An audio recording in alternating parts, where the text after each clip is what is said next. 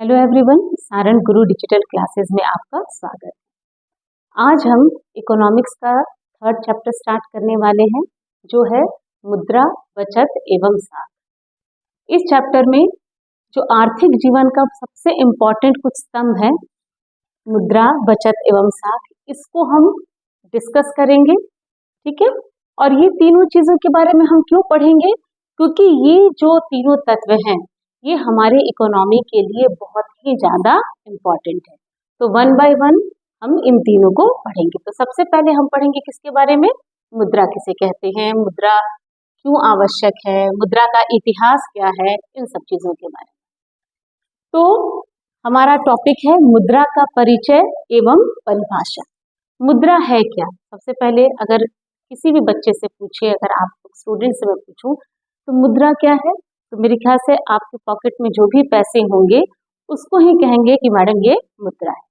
यानी कि सामान्यतः लोग यही समझते हैं कि जो भी अभी की इकोनॉमी, अगर अभी की अर्थव्यवस्था की हम बात करें, खास करके भारतीय अर्थव्यवस्था की, तो जो भी हमारे यहाँ पे नोट हैं और सिक्के हैं, इनको ही हमने किसका नाम दिया हुआ है? मुद्रा का। ठीक है, लेकिन मुद्रा की अगर सही डेफिनेशन, वास्तव में मुद्रा क्या होती है, इस डेफिनेशन को समझने के लिए हमें अगर हम इतिहास को पढ़ें, मुद्रा का इतिहास क्या है, तो डेफिनेशन क्या कहेगी, मुद्रा को किस तरह परिभाषित किया जाएगा कि मुद्रा वो वस्तु है जिसके द्वारा क्या है, विनिमय संभव है।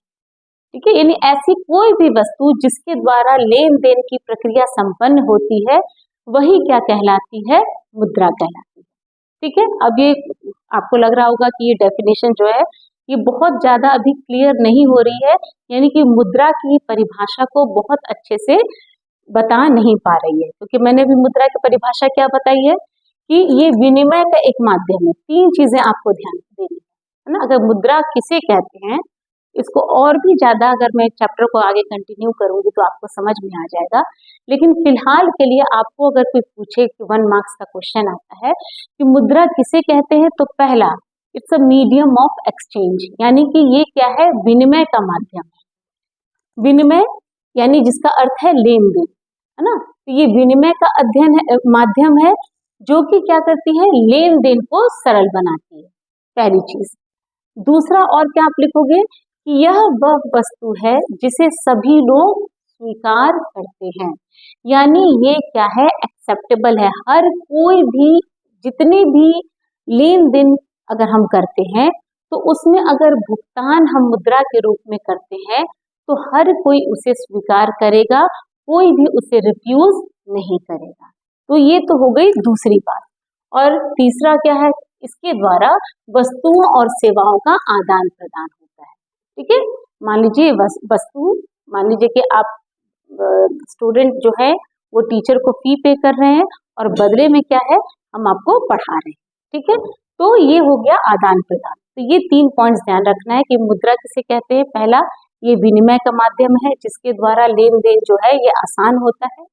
दूसरा क्या है कि एक्सेप्टेबल है, ये वाइडली एक्सेप्टेबल है, हर कोई इसको स्वीकार करता है, मुद्रा के रूप में भुगतान को हर कोई स्वीकार करता है। और तीसरा क्या है कि यह वस्तुओं और सेवाओं का आदान प्रदान जो है वो मुद्रा के द्वारा होता है। ठीक है, परिभाषा क्या है इसकी? तो जो प्रोफेसर क्राउथर है, उन्होंने मुद्रा की क्या परिभाषा दी है? यह वह मुद्रा वह है जो मुद्रा का कार्य करे। अब यहाँ पे क्वेश्चन ये उठता है कि क्राउथर के अकॉर्डिंग मुद्रा का कार्य होता क्या क्या है ना, इसके मेन फंक्शंस क्या है मुद्रा के? तो यह पहला कार्य क्या है कि ये वस्तु विनिमय का माध्यम है, दूसरा मूल्य का मापक है, और तीसरा क्या है? मूल्य के संचय का कार्य करे, वो सभी क्या है? मुद्रा है। अभी इसके मुद्रा के मुख्य कार्य को, जो भी ये सारे कार्य हैं, इनको हम 1 बाय 1 आगे चैप्टर में डिस्कस करेंगे। ठीक है, अब क्वेश्चन है कि मुद्रा की आवश्यकता क्यों है? तो मुद्रा की आवश्यकता को समझने के लिए पहले हमें समझना होगा हमारा अर्ली पीरियड के बारे में, यानी वो समय जब लोग क्या रहते थे? जंगलों में रहते थे, और मात्रा मतलब लोगों का जो नंबर्स ऑफ जो पॉपुलेशन जो थी वो क्या थी? काफी कम थी। तो किसी तरह वो जंगल में अपना निर्वाहन करते थे, क्योंकि ना उनको खरीदने के लिए कुछ, खाने के लिए ना कुछ खरीदना पड़ता था, न रहने के लिए उन्हें बना बनाया घर चाहिए होता था। वो क्या है, जंगलों से जो भी है फूड उसको यूज करते थे, नदियों का पानी पी लेते थे, रहने के लिए जो उनको छत चाहिए होता था वो गुफाओं और इन सब में रह लेते थे। धीरे धीरे क्या हुआ, वो सिविलाइज्ड हुए, है ना, और सेटल होने लग गए, एक जगह रहने लग गए। तो अब वो क्या करने लगे, स्वयं जो है वस्तुओं का उत्पादन करने लगे। पर क्योंकि आवश्यकताएं सीमित थी तो ये आपस में ही क्या करते थे, वस्तुओं का आदान प्रदान करके अपनी आवश्यकताओं को पूर्ण कर लेते थे। ठीक है, यानी मान लीजिए किसी ने गेहूं उगाया, किसी ने चावल उगाया, तो ये आपस में चेंज करके, एक्सचेंज करके गेहूं चावल दोनों की सुविधा जो है वो ले लेते थे। ठीक है, उसको खरीद लेते थे। लेकिन फिर और पॉपुलेशन आगे बढ़ी, है ना। अब क्या है, यह संभव नहीं था सभी व्यक्तियों के लिए कि वो अपनी जो जरूरत का सामान है उन सबको वो उत्पादित कर सके। इसलिए आवश्यकता पड़ी एक ऐसे माध्यम की जिसके द्वारा वो बाजार से कुछ भी खरीद सकते थे। तो इसके लिए आवश्यकता हुई किसकी, मुद्रा की। तो मुद्रा की आवश्यकता का सबसे मुख्य कारण था वस्तु विनिमय प्रणाली की कठिनाइयां। अब क्वेश्चन ये है कि वस्तु विनिमय प्रणाली थी क्या। ठीक है, तो मैंने अभी बताया आपको कि जब लोग जो है अपनी आवश्यकताओं को पूर्ण करने के लिए उत्पादन करते थे तो वो क्या करते थे, आपस में ही वस्तुओं को एक्सचेंज कर लेते थे। जैसे भी तुरंत मैंने एग्जांपल दिया कि मान लीजिए कि किसी को कोई गेहूं प्रोड्यूस कर रहा है और कोई व्यक्ति जो है वो चावल प्रोड्यूस कर रहा है, तो ये लोग क्या करते थे, जो गेहूं प्रोड्यूस करता था वो चावल वाले को गेहूं दे करके बदले में क्या है, चावल ले लेता था। तो ये था वस्तु विनिमय प्रणाली। लोग इसी तरह करते थे। अगर अनाज लेना है तो वो मान लीजिए कोई पशु जैसे बकरी, गाय, या फिर कोई मान लीजिए किसी से दूध लेना है तो बदले में उसे फल, अंडे, यानी इस तरह से क्या होता था, वस्तु के बदले में वस्तु का आदान प्रदान होता था। तो ऐसी अर्थव्यवस्था को हम उस समय कहते थे कि अर्थव्यवस्था कैसी थी, जिसमें जो विनिमय का माध्यम जो था, जो प्रणाली जो इस्तेमाल की जाती थी वो क्या थी, वस्तु विनिमय प्रणाली। ठीक है, लेकिन प्रॉब्लम क्या आने लग गई, वस्तु विनिमय प्रणाली में बहुत सारी कठिनाइयां आने लग गई, जिसको कि हम एक एक करके पढ़ेंगे। सबसे जो बड़ी समस्या थी वो थी दोहरे संयोग की समस्या। यानी कि अगर मान लीजिए कोई व्यक्ति ए है और कोई व्यक्ति बी है, एक के पास गेहूं है और दूसरे के पास मुर्गी है। ठीक है, अब क्या है कि जो मुर्गी जिसके पास है उसको अनाज के लिए यानी उसको गेहूं चाहिए, ठीक है, बी व्यक्ति को, लेकिन ए व्यक्ति जो है वो मुर्गी नहीं खाता होगा या मुर्गा जो है उसको नहीं चाहिए। तो अब उसे कैसे आपस में लोग किस तरह एक्सचेंज करेंगे, यानी ऐसी व्यवस्था में क्या होता था कि दोनों लोग की जरूरतें जो होनी चाहिए होती थी वो सेम होनी चाहिए। अगर दोनों की जरूरत सेम नहीं होगी, यानी कि गेहूं वाले को मुर्गी की जरूरत हो और मुर्गी वाले को क्या है, गेहूं की जरूरत हो, अगर दोनों की जरूरत आपस में संयोग अगर इनका बनेगा कि दोनों की जरूरत आपस में एक जैसी हो, तभी क्या है वस्तु विनिमय संभव हो पाता था। तो इसी संयोग को क्या कहा जाता था, दोहरे संयोग की समस्या। तो हर एक व्यक्ति जो है बहुत आसानी से अपनी आवश्यकता की वस्तु को पूर्ण नहीं कर पाता था। अब मान लीजिए मैंने भी बताया कि जिसके पास मुर्गी है उसको गेहूं चाहिए और दूसरा व्यक्ति भी क्या है, वस्तु के बदले में मुर्गी लेने के लिए तैयार हो। तो मान लीजिए वो पहले व्यक्ति के पास गया पर उसने कहा कि हमें मुर्गी नहीं चाहिए। फिर दूसरे व्यक्ति गेहूं उत्पादन करने के वाले के पास गया, उसे भी नहीं चाहिए। तीसरे व्यक्ति के पास गया, तब संयोग बना कि दोनों एक दूसरे की वस्तु आपस में एक्सचेंज करने के लिए तैयार थे। तो ये जो है बहुत ही ज्यादा कठिनाई होने लगे वस्तु विनिमय प्रणाली की। तब आवश्यकता हुई कोई ऐसा माध्यम हो जिसके द्वारा हमें लोगों को ना खोजना पड़े, जब जो चाहे किसी से हम खरीद सकते थे। तो इसलिए मुद्रा का आवश्यकता हुई। ठीक है, आगे देखते हैं। वस्तु विनिमय प्रणाली की कठिनाई है, थोड़ा एक एक करके आप इसको, क्योंकि आपकी बुक में है और समझना बहुत जरूरी है, तो थोड़ा थोड़ा मैं बता दे रही हूँ। सबसे बड़ी प्रॉब्लम थी दोहरे संयोग की समस्या, जिसको मैंने अभी डिस्कस किया कि दो संयोग होने चाहिए। यानी संयोग क्या होना चाहिए कि जो आपस में विनिमय कर रहे हैं उन दोनों व्यक्तियों की जरूरत जो होनी चाहिए वो एक जैसी होनी चाहिए। ठीक है, तो अगर ये संयोग बन गया तब तो वस्तु का विनिमय हो जाता था। लेकिन अगर ये संयोग नहीं हो पाता था तो वस्तु विनिमय में कठिनाई होती थी, व्यक्ति को 2-4 लोगों के पास जाना पड़ता था, या कभी कभी ये वस्तु विनिमय जो है वो पॉसिबल भी नहीं हो पाता। नेक्स्ट था मूल्य के मापन की समस्या। आज हमें पता है कि एक पेन की कीमत जो है इसको माप लिया गया कि 10 रुपए है, लेकिन अब मान लीजिए किसी को गेहूं चाहिए और दूसरे के पास मुर्गी है, तो एक मुर्गी के बदले में कितना गेहूं दिया जाए, ठीक है। तो ये मापन बहुत मुश्किल हो रहा था, ठीक है। यानी अगर ये पूछा जाए कि मान लीजिए अंडे, एक गाय है ना, गाय के बदले में कोई चाह रहा है कि हम चावल ले ले, गेहूं ले ले, तो एक गाय के बदले में कितना चावल जो है उसको एक्सचेंज किया जाए, यानी मापना बहुत मुश्किल हो रहा था, मूल्य का माप। तो ये भी एक बहुत समस्या। मूल्य संचय का अभाव। अभी हम क्या करते हैं, मान लीजिए जो भी हमारे पैसे हैं उसको हम रख देते हैं, तो पैसे की वैल्यू तो वही रही, 1 रुपए की वैल्यू जो है वो हमेशा 2 साल बाद, 3 साल बाद वो 1 ही रुपया रहेगा, ना तो उसकी वैल्यू बढ़ेगी ना ही उसकी वैल्यू घटेगी।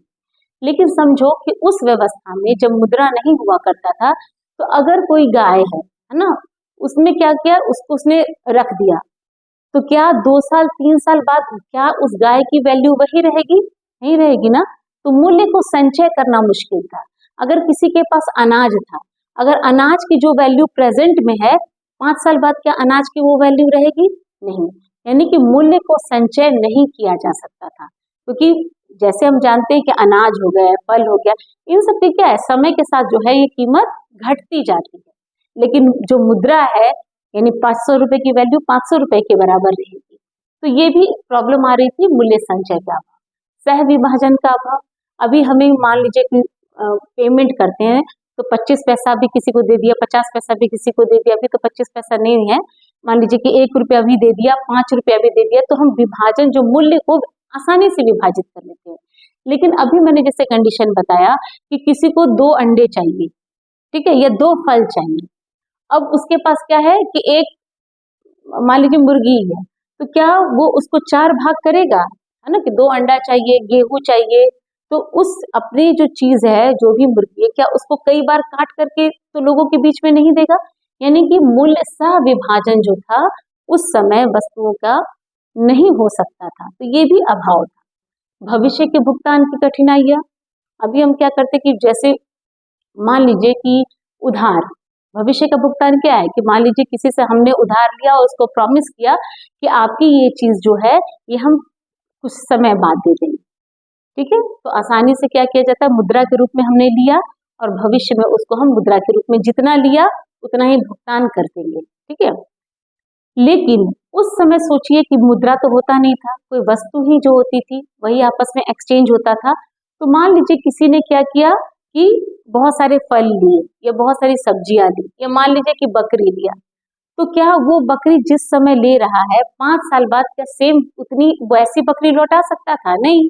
5 साल बाद तो वो बकरी जो है वो उतना यूजफुल नहीं रहेगी, या गाय जो इतना यूजफुल नहीं रहेगा। तो भविष्य के भुगतान की भी कठिनाइयां हो रही थी। मूल्य हस्तांतरण की समस्या। आज किसी भी चीज के मूल्य को आसानी से हम हस्तांतरित कर सकते हैं, जो भी पैसे हैं एक जगह से दूसरी जगह पे हम आसानी से भेज सकते हैं। लेकिन उस समय क्या था, वस्तुओं के रूप में सारी चीजें थी। अगर कोई व्यक्ति को एक जगह से दूसरे जगह जाना रहता था, तो क्या वो अपने साथ गाय, बैल, बकरी सब लेके तो नहीं जाता, ठीक है, ताकि उसको वहां पे अपनी आवश्यकताओं को पूर्ति कर सके। तो ये बहुत सारी प्रॉब्लम थी वस्तु विनिमय प्रणाली के भीतर, ठीक है। तो इस कठिनाइयों की वजह से फाइनली क्या हुआ कि जो वस्तु विनिमय प्रणाली थी ये डिसकंटिन्यू हुआ, और उसकी जगह पे किसकी आवश्यकता जो थी वो हुई, वो थी मुद्रा की, और मुद्रा का जो है वो फाइनली मुद्रा का आविष्कार। नेक्स्ट देखते हैं मुद्रा के मुख्य कार्य और विशेषताएं। अभी मैंने आपको बताया कि मुद्रा की डेफिनेशन जब मैंने समझाया तो मैंने तुम्हें क्या बताया कि मुद्रा क्या है, विनिमय का माध्यम है जो कि लेन देन को संभव बनाती है। और क्राउथर के अनुसार मैंने अभी बताया कि परिभाषा उन्हें क्या दी है कि मुद्रा वो है जो मुद्रा का कार्य करे। और मैंने ये भी कहा कि आपको अभी मुद्रा के कार्य को भी मैं समझाऊंगी। तो मुद्रा के मुख्य कार्य क्या है? पहला है कि ये विनिमय का माध्यम है, दूसरा क्या है, मूल्य का मापक है, तीसरा है इसके द्वारा मूल्य का संचय किया जाता है, और फोर्थ है ये स्थगित भुगतान करता है। ये इसके प्रमुख कार्य हैं। थोड़ा थोड़ा सा मैं आपको समझा दे रही हूँ। मुद्रा का प्रमुख कार्य है विनिमय का माध्यम है, यानी कि मुद्रा के द्वारा जो है वो लेन देन जो है ये संभव हो पाता है। ठीक है, आज हम बाजार में जा रहे हैं तो क्या कर रहे हैं कि जो भी हमें जरूरत की वस्तुएं हैं अगर हमें चाहिए तो मुद्रा के रूप में हम आसानी से उसे देते हैं और बदले में वस्तु को लेते हैं। यानी अब कितना आसान हो गया। वस्तु विनिमय प्रणाली में सोचना पड़ता था कि पहले उतने लोगों में से कौन सा ऐसा व्यक्ति होगा जो कि मेरी वस्तु के बदले में मुझे जो वस्तु की आवश्यकता है वो दे। पहले कितनी दिक्कत होती होगी, लेकिन आज क्या है, बाजार में जाइए और मुद्रा के रूप में आप उसको भुगतान कीजिए और बदले में क्या है जो भी वस्तु चाहिए वो मिल जाता था। तो ये विनिमय का माध्यम है। तो पहला कार्य क्या है मुद्रा का, कि विनिमय का माध्यम है। ठीक है, इसके द्वारा हम वस्तुओं और सेवाओं की खरीद बिक्री करते हैं। तो ये इसका फर्स्ट फंक्शन है। दूसरा क्या है, मूल्य का मापक है। कठिनाई क्या थी कि हम वस्तु विनिमय प्रणाली में माप नहीं पाते थे कि कौन सी चीज के बदले में दूसरी कौन सी चीज देनी है। लेकिन अब आसानी से हम जानते हैं कि इसकी कीमत तय है, हर एक वस्तु की कीमत है, जिनके द्वारा हम जो है वस्तुओं की जो मूल्य को माप सकते हैं। यानी जितनी मुद्रा क्या करता है, जितनी भी वस्तुएं हैं और सेवाएं हैं उनके मूल्य को मापने का एक सामान्य पैमाना प्रदान करती है, और इससे विभिन्न वस्तुओं की तुलना संभव हो पाती है। ठीक है, नेक्स्ट है मूल्य का संचय। अभी मैंने आपको बताया कि उस समय क्या था कि किसी भी चीज का मूल्य संचय नहीं कर पाते। मान लीजिए, अभी मैं बता रही हूँ आपको, जैसे मैंने ये बताया कि एक व्यक्ति है जिसके पास क्या है, बहुत सारा मान लीजिए फल प्रोड्यूस करता है, तो उस समय क्या करना पड़ता होगा, उन फलों को उस संभाल के तो वो रख नहीं सकता था। क्यों? मूल्य का क्या वो फलों को संभाल करके रखता तो क्या उसके भविष्य में उस फल का दाम उतना ही रहता? बिल्कुल नहीं। वो 2 दिन बाद उसके फल का दाम जो है वो खत्म हो जाता, यानी गिर जाता। यानी वो चाह करके भी मूल्य का संचय नहीं कर पाया। लेकिन आज हम क्या करते हैं, जो भी पैसे हैं, जो भी हमारे पास वस्तु है या जो पैसे हैं, वो कुछ दिन बाद भी उसकी वैल्यू जो है उतनी ही रहेगी। यानी कि ये मूल्य का संचय करती है। यानी मुद्रा को भविष्य के उपयोग के लिए संचित किया जा सकता है। यह धन भंडारण का सुविधाजनक साधन है। ठीक है, और सबसे लास्ट इसका मुख्य कार्य कि स्थगित भुगतान। वही जो मैंने अभी बताया कि आप किसी से अगर मान लीजिए कि वस्तु विनिमय प्रणाली में हमने किसी से क्या किया, गाय ली, है ना, कि भाई हम तुमको दे देंगे 5 साल बाद। 5 साल बाद क्या उस गाय की वैल्यू उतनी ही रहेगी? बिल्कुल नहीं, क्योंकि उसकी वैल्यू जो है वो कम हो जाएगी। पर आज क्या है, किसी से हमने जितने भी पैसे उधार लिए वो पैसे की वैल्यू उतनी ही रहेगी, 5 साल बाद भी उतनी रहेगी। यानी इसके द्वारा क्या किया जाता है, स्थगित भुगतान किया जाता है। यानी मुद्रा क्या करती है, उधार, लेन देन और भविष्य के भुगतानों के लिए मानक प्रदान करती है, और कर्ज चुकाने में भी ये क्या करती है, सहायक रहती है। ठीक है, तो ये जो है ये आप लोग नोट कर लेंगे कि ये मुद्रा का प्रमुख कार्य है। मुद्रा के 4 प्रमुख कार्य। नेक्स्ट है मुद्रा की और क्या विशेषताएं हैं, यानी जो वस्तु विनिमय प्रणाली की कमियां हैं वही मुद्रा की क्या है, विशेषताएं हैं। यानी एक्सेप्टेबल है ये, है ना, ये वाइडली एक्सेप्टेबल है, हर कोई इसको स्वीकार करता है। मुद्रा के रूप में आप किसी को भी भुगतान कीजिए, क्या वो उस पेमेंट को रिफ्यूज कर सकता है? बिल्कुल भी नहीं। यानी पहली विशेषता क्या है कि मुद्रा जो है इसकी सर्व मान्यता है, यानी सभी लोग इसको स्वीकार करते हैं। दूसरा, मुद्रा कैसी होनी चाहिए, स्थायित्व, यानी टिकाऊ, यानी कि आप हर साल जो है वो मुद्रा का रूप बदलता जा रहा है, ऐसा नहीं, बल्कि वो टिकाऊ होना चाहिए। जिस रूप में हमने रखा उसी रूप में वो कई सालों तक रहे। जैसे आप सिक्के ही रखो, एक का सिक्का 10 साल बाद 15 साल भी रखिएगा तो वो एक सिक्का जो है वो सिक्के की तरह ही दिखेगा। ठीक है, यानी टिकाऊ होता है। विभाज्यता, चाहती गवर्नमेंट तो सीधे 500 का नोट भी दे सकती थी कि भाई 500 का नोट ही इकोनॉमी में चलेगा, लेकिन वो जानता है कि बहुत सारी चीजें जो है वो सस्ती होती हैं जिनकी कीमत कम होती है।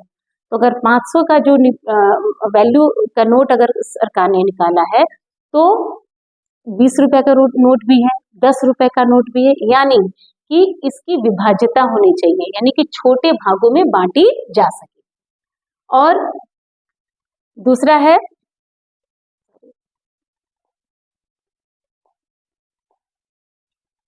कि गुणवत्ता एक ही प्रकार की मुद्रा समान गुणवत्ता की हो।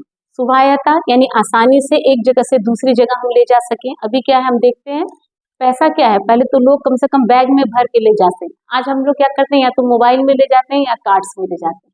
ठीक है। नेक्स्ट है सीमित आपूर्ति।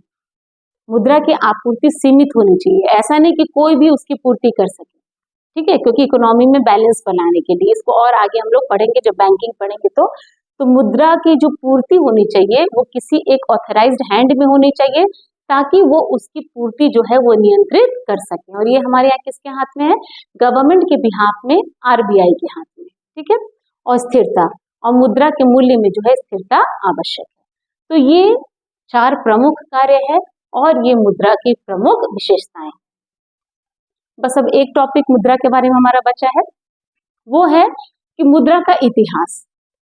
मुद्रा जो आज हम देखते हैं, जो भी पेपर नोट्स हैं, जो कॉइन्स हैं, ये अभी सबसे मॉडर्न फॉर्म ऑफ मनी है अभी, है ना। आगे और हम पढ़ेंगे जो कि जनरली वाइडली यूज होता है। ऐसे तो अभी का जो मुद्रा का जो रूप है वो बिल्कुल चेंज हो चुका है। तो थोड़ा सा मुद्रा के इतिहास पे नजर डालते हैं। तो इतिहास काफी लंबा है मुद्रा का। सबसे पहले क्या था, वस्तु मुद्रा थी। अभी मैंने बताया कि जिसमें अनाज, पशु, कपड़ा, ये सब जो था वो मुद्रा के रूप में यूज किया जाता था, जो मैंने अभी बार्टर सिस्टम यानी वस्तु विनिमय प्रणाली के बारे में बताया। उसके बाद क्या होने लग गया, वस्तु विनिमय प्रणाली में दिक्कत होने लग गई, कई सारी कठिनाइयां होने लग गई। तो मुद्रा कौन सी थी, धातु मुद्रा, यानी धातुओं को मुद्रा के रूप में इस्तेमाल किया जाने लगा। सबसे पहले बहुमूल्य धातुओं को, और फिर धीरे धीरे जो कम वैल्यू की धातु थी उसको। तो धातु मुद्रा जिसके अंदर सोने के सिक्के, चांदी के सिक्के, तांबे के सिक्के, ये सब बनाए जाते थे, जो कि टिकाऊ होते थे और मूल्यवान होते थे। धातु मुद्रा के बाद आने लग गया कागजी मुद्रा।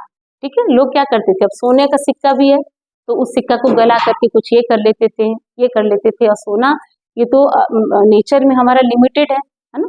तो इसकी वजह से फिर सरकार जो मुद्रा का जो इतिहास है उसके अंदर देखते हैं कौन सा फॉर्म आया, कागजी मुद्रा, यानी कि पेपर नोट्स, यानी विभिन्न वैल्यू के गवर्नमेंट जो है वो पेपर नोट जो है वो इशू करने लगे। ठीक है, यहाँ तक तो ठीक है, ये सब जानते हैं। अब आई साख मुद्रा। मुद्रा का भी मैंने डेफिनेशन क्या बताया कि anything which act as a medium of exchange, यानी ऐसी कोई वस्तु जो कि क्या कर रही है, लेन देन के अंदर यानी विनिमय के माध्यम का कार्य करती है। तो आज हम क्या देते हैं, यानी जिसके रूप में हम भुगतान करें और बदले में हमें क्या मिले, कोई वस्तु या सेवा मिले। तो आज कई सारी सेवाएं और वस्तुएं हम चेक के द्वारा लेते हैं कि नहीं, तो चेक क्या है, मुद्रा का कार्य कर रही है। तो इसलिए इनको कहा गया साख मुद्रा। तो जो चेक होता है, ड्राफ्ट होता है, बिल ऑफ एक्सचेंज जो कि बैंकों के द्वारा जारी किए जाते हैं, इसे साख मुद्रा या फिर क्रेडिट मनी कहा जाता है। अब सबसे जो लेटेस्ट ये सब चीजें वो है प्लास्टिक मुद्रा, यानी जो भी हमारे यहाँ पे कार्ड्स यूज हो रहे हैं, जो डेबिट कार्ड है, ठीक है, उसके बाद जो क्रेडिट कार्ड है, इन सबको हमने किस में रखा है, प्लास्टिक मुद्रा में। ये सबसे डेबिट कार्ड, क्रेडिट कार्ड, ये आधुनिक मुद्रा है। और सबसे और इससे भी न्यू फॉर्म है वो है डिजिटल मुद्रा, यानी अभी हमें कार्ड भी होल्ड करने की जरूरत नहीं है। आज हम डिजिटल मुद्रा का यूज करते हैं, यानी ऑनलाइन लेन देन में यूपीआई, मोबाइल बैंकिंग, ये मुद्रा का नवीनतम रूप है। तो ये हमने पढ़ा आज मुद्रा के बारे में। आगे की क्लास में हम बचत के बारे में और साख के बारे में पढ़ेंगे।